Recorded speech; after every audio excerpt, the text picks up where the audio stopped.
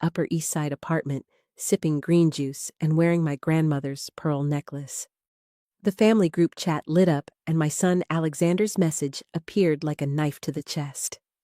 Mom, we've decided it's time to cut ties. Don't plan on coming to family dinners anymore. This is what's best for everyone. Within minutes, the little check marks confirmed everyone had read it. Victoria, my glamorous daughter-in-law, replied with a laughing, crying emoji. My brother Robert didn't respond at all. My sister-in-law Janet left it on red. Not a single defense. 30 years of tradition erased with thumbtaps. I took a screenshot and saved it. Evidence, darling. Always collect evidence. Scrolling up through months of messages revealed birthday parties I hadn't been invited to, holidays I hadn't attended, and photographs of my grandchildren celebrating without me. Victoria's most recent post showed their Hamptons vacation funded by my company by the wealth I had built.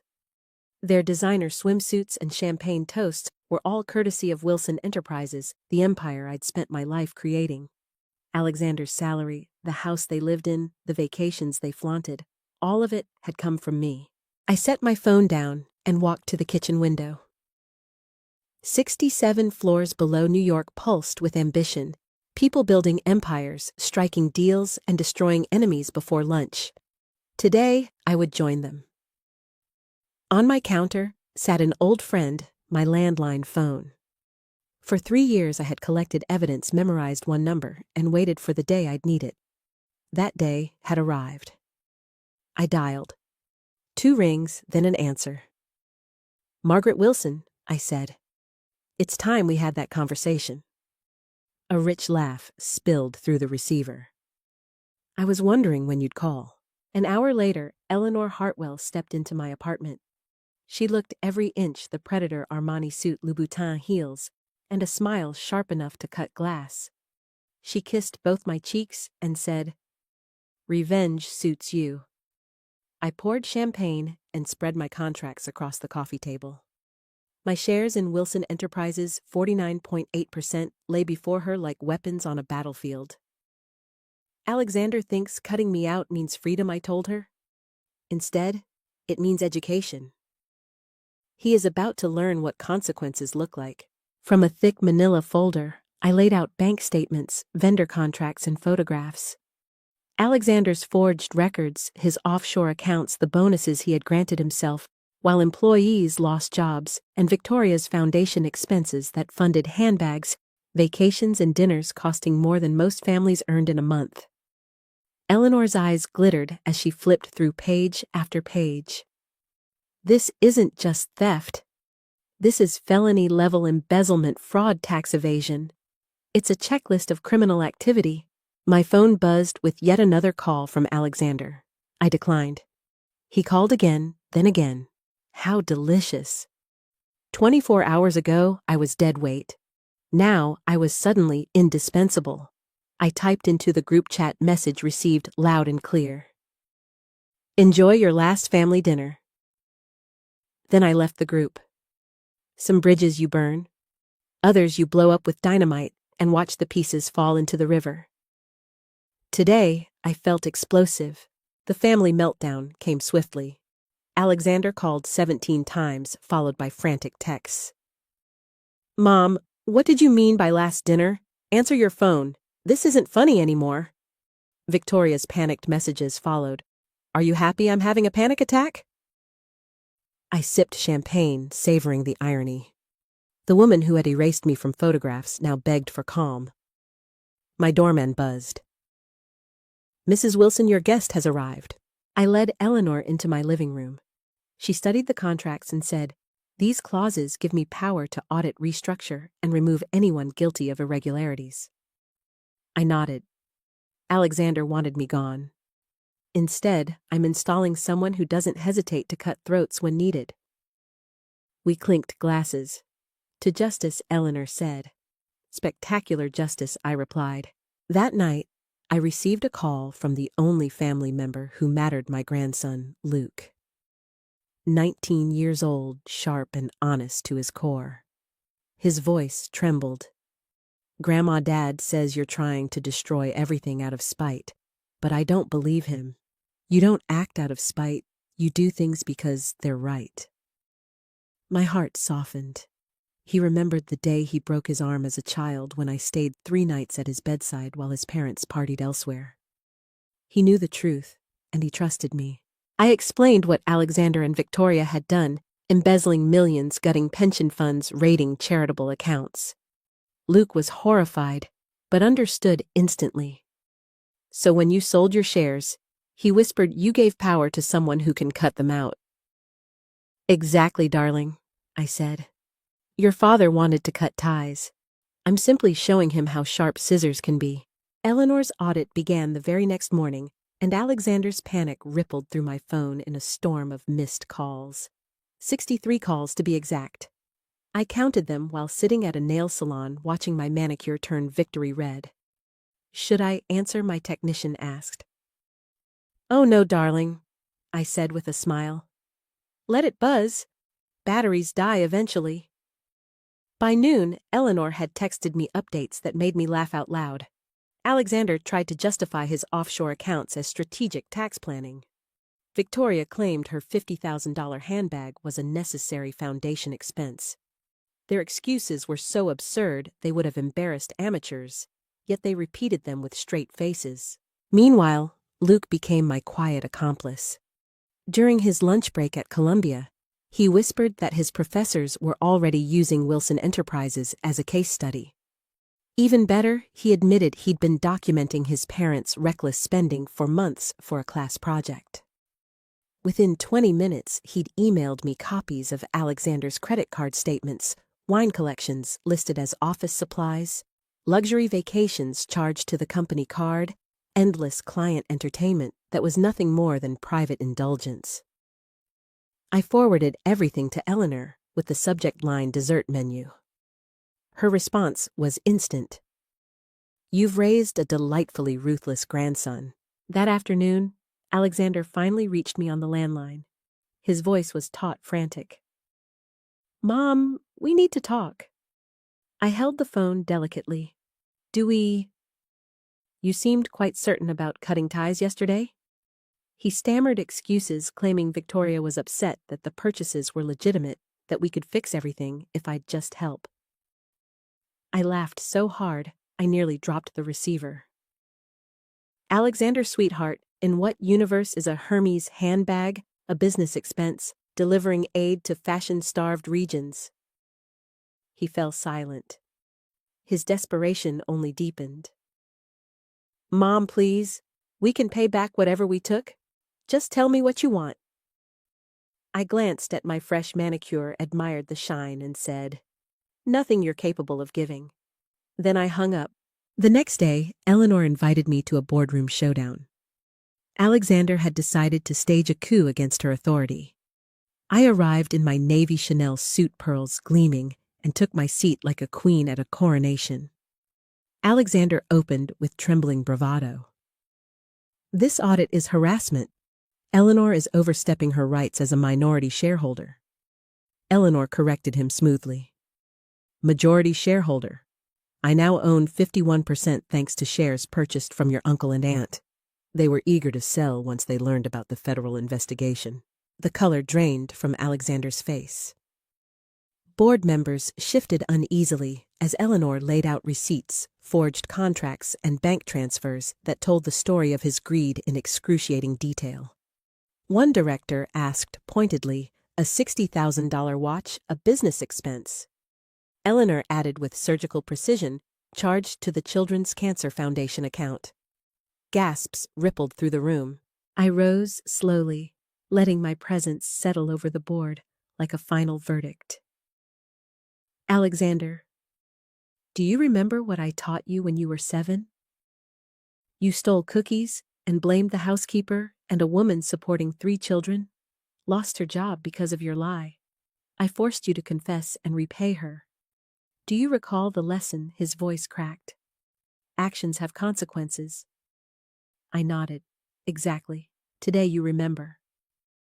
Eleanor called the vote. By majority decision, Alexander was terminated from all positions, effective immediately. Victoria, pale and clutching her handbag as though it might save her, was banned from company property pending criminal charges. She tried to appeal to me. "Margaret, you're destroying your own family." I adjusted my pearls and said calmly, "Darling, I'm not destroying anything. I'm simply taking out the trash." Security escorted them from the building. Through the window, I watched them stand on the sidewalk, small, lost, and utterly defeated. Justice was exquisite. Yet the allies who emerged in the days that followed were even more satisfying. Former employees began reaching out, thanking me for ending the hemorrhaging. They described layoffs that funded Alexander's bonuses, foundation money diverted, while children's programs were cut. I met with 3 women at a restaurant, all middle managers, who confessed that Alexander had told them I was in assisted living with dementia. My own son had declared me incompetent so he could steal unchallenged. The betrayal was sharper than any blade, but it also clarified my purpose. "Ladies," I told them, "would you like to help me ensure justice is properly served?" Their eager nods told me everything I needed. I wasn't just taking revenge, I was leading a revolution. The crescendo came at a shareholder conference. The hall buzzed with journalists, employees, and federal agents. Eleanor unveiled evidence on giant screens, $8.3 million siphoned from pensions, charities, and operations. Photographs of Alexander and Victoria toasting champagne in Santorini appeared beside captions showing the charitable accounts they'd drained. When employees realized their own retirement security had funded handbags and yachts, the outrage shook the room. I walked to the microphone, pearls gleaming under the lights. "Alexander," I said, looking straight at him, "you told people I was incompetent, that I'd never loved you, that I was irrelevant. But you forgot one lesson. Actions have consequences." Applause erupted. Eleanor delivered the final blow: federal charges for fraud, embezzlement, and tax evasion. Alexander stood swaying, his face ashen. Victoria had already disappeared under legal advice. Watching him crumble, I felt no triumph, only certainty.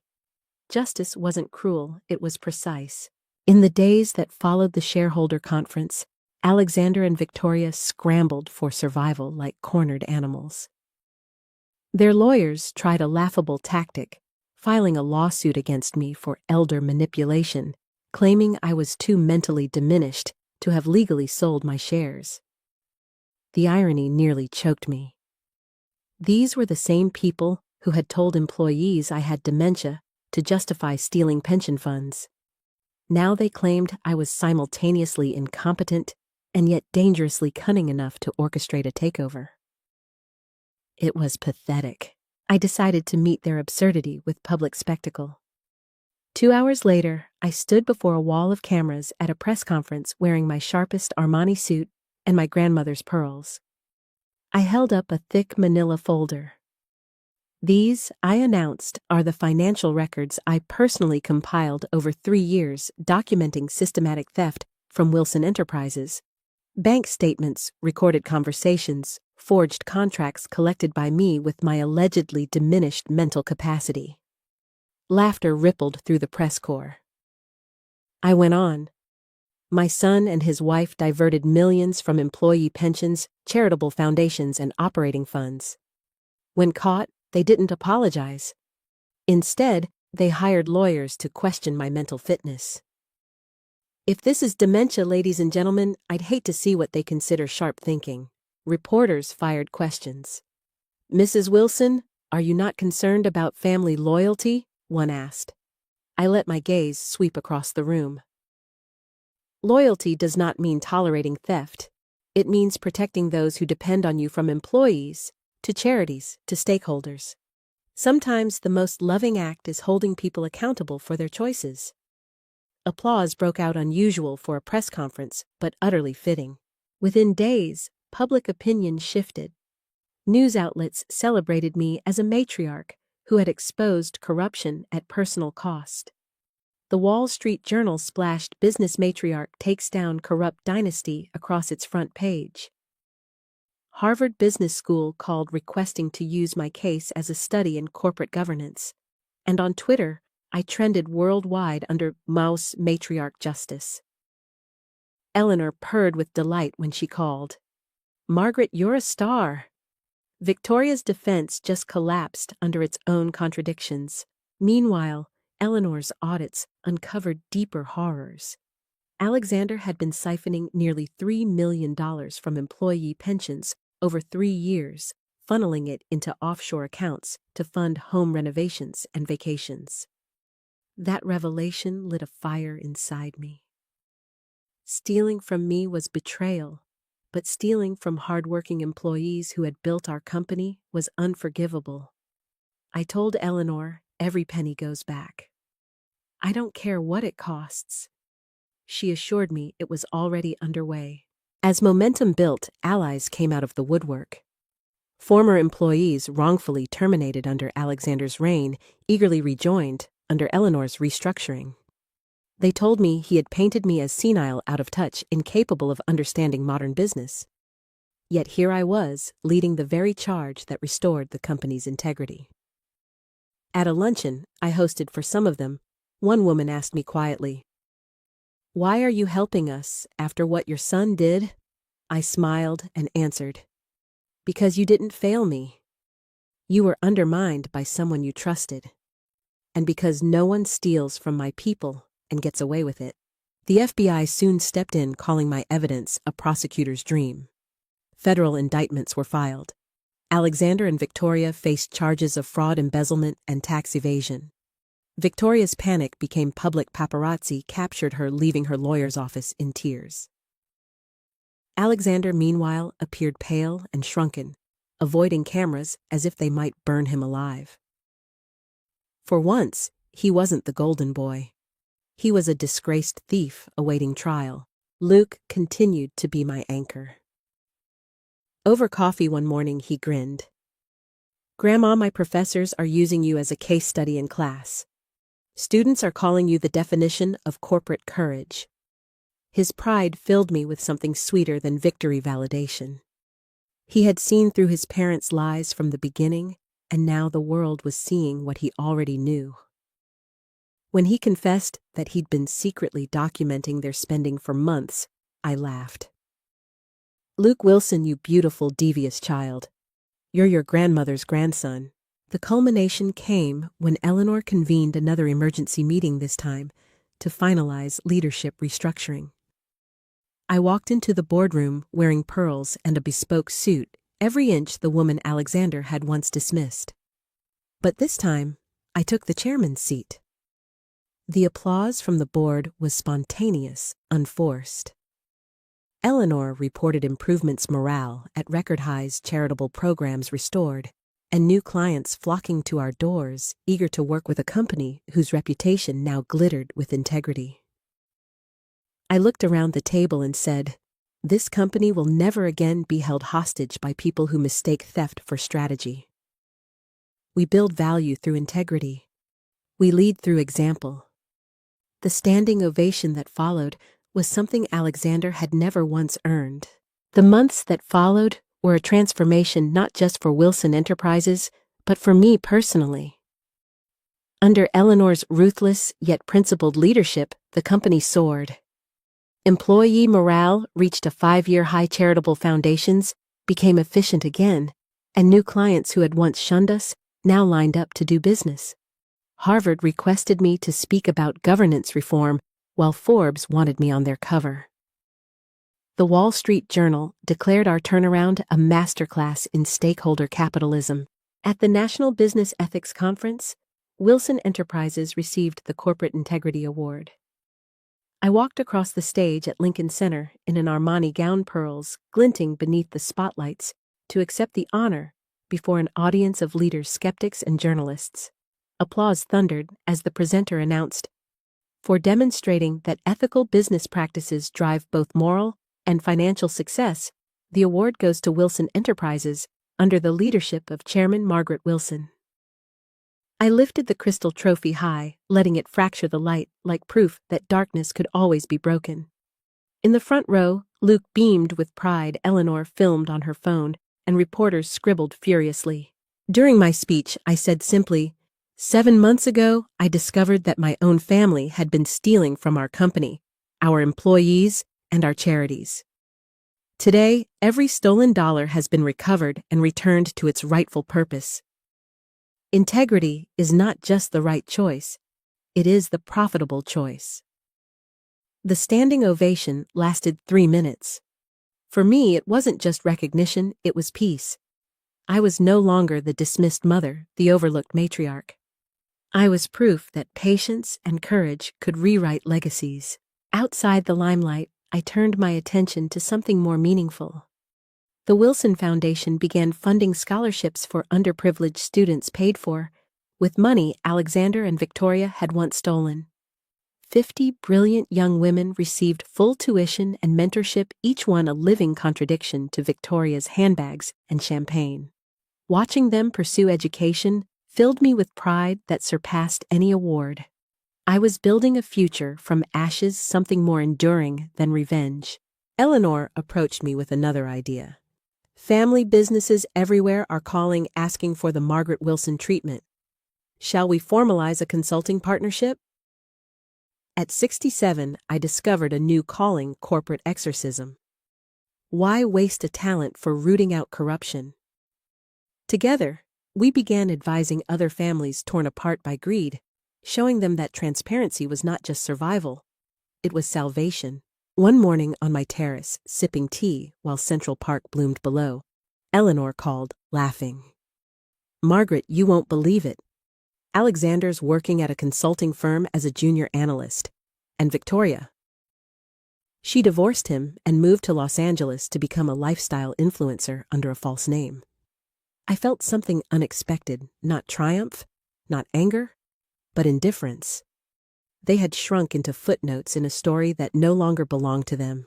Their attempts to erase me had instead made me unforgettable. Later that day, Luke asked quietly, "Do you miss them?"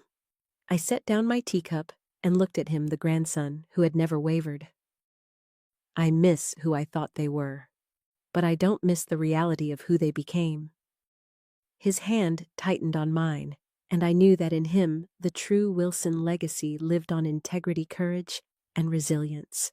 The irony of it all still struck me at times. Alexander had tried to cut me from the family, claiming I was irrelevant. Victoria had tried to erase me from photographs and history. Instead, they had given me the stage of my life. Sometimes justice doesn't just restore what was taken.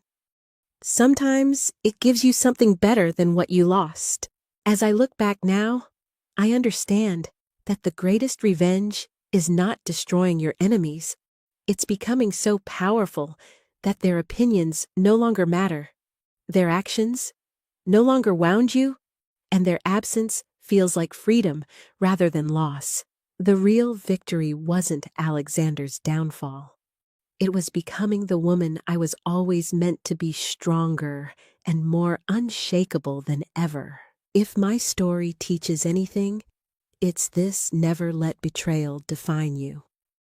When people cut ties, hand you scissors, or declare you irrelevant, remember that you still hold the power to shape your legacy. And sometimes the sharpest justice comes not from anger, but from building something so unshakably good that their downfall is inevitable. Thank you for staying with me through this journey. If this story resonated with you, please like, share, subscribe, and comment with your thoughts or experiences. Your voice matters, and together we prove that integrity always wins.